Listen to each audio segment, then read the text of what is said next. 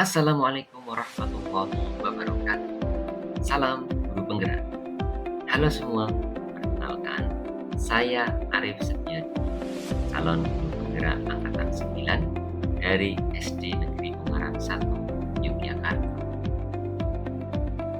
Pada video kali ini, saya akan memaparkan tentang kesimpulan dan refleksi saya terhadap pemikiran Ki Hajar Dewantara pada modul 1.1 koneksi antar materi.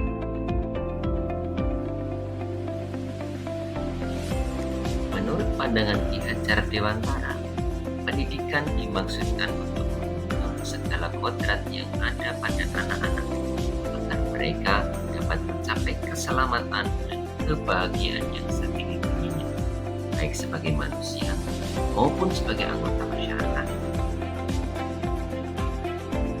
Berikut pemikiran Ki Hajar Dewantara. 1. Pendidikan dan pengajaran. Pengajaran adalah bagian dari pendidikan, yaitu proses memberi ilmu untuk kecakapan hidup anak secara lahir dan batin. Kedua, pendidikan yang berkebudayaan. Pendidikan hendaknya memperhatikan kebudayaan, kebiasaan, dan kearifan lokal yang ada di sekitar. Ketiga, pendidikan yang memerdekakan. Pendidikan seharusnya memerdekakan, bukan mengekang murid. Pendidikan seharusnya memanusiakan manusia. Yang keempat, adanya sistem amok. Pendidikan itu seharusnya banyak menuntun, bukan menuntut. Guru berperan sebagai pamong bagi murid. Kelima, membentuk budi pekerti. Pendidikan membentuk karakter, membentuk budi pekerti murid.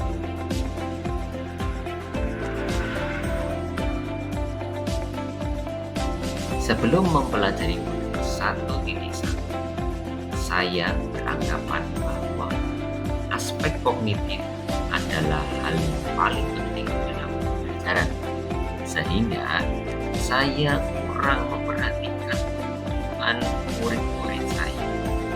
Saya kurang memperhatikan karakteristik murid-murid saya.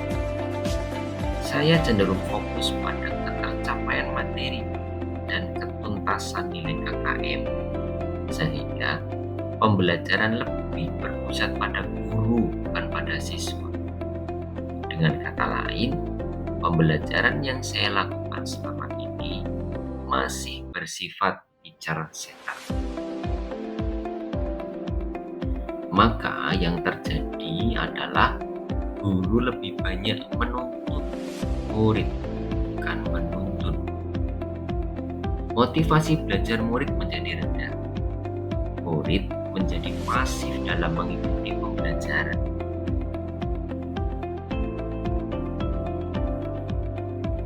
Namun, setelah saya mempelajari modul 1.1, saya merubah pemikiran saya tentang yang pertama, pendidikan yang banyak menuntut, bukan menuntut.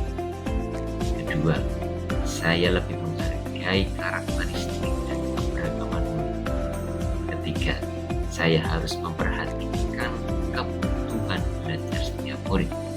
Yang keempat, saya harus memikirkan kodrat alam dan kodrat zaman murid.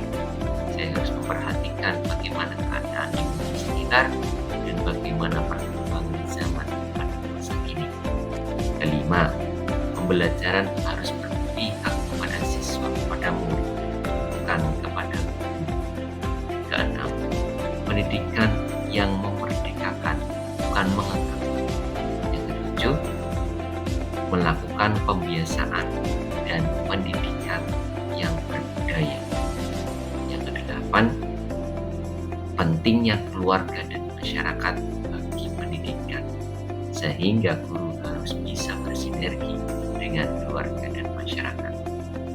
Kemudian, saya juga merubah perilaku untuk satu, melakukan pembelajaran yang aktif, kreatif, menyenangkan bagi murid, sehingga murid lebih tertarik untuk belajar dan harapannya pembelajaran bisa bermakna bagi murid.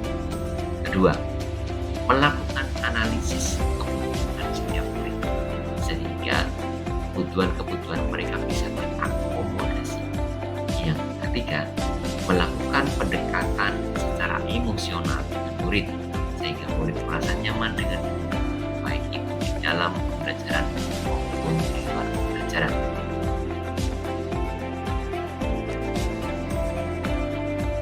Yang dapat segera saya terapkan agar kelas saya mencerminkan pemikiran Ki Hajar Dewantara.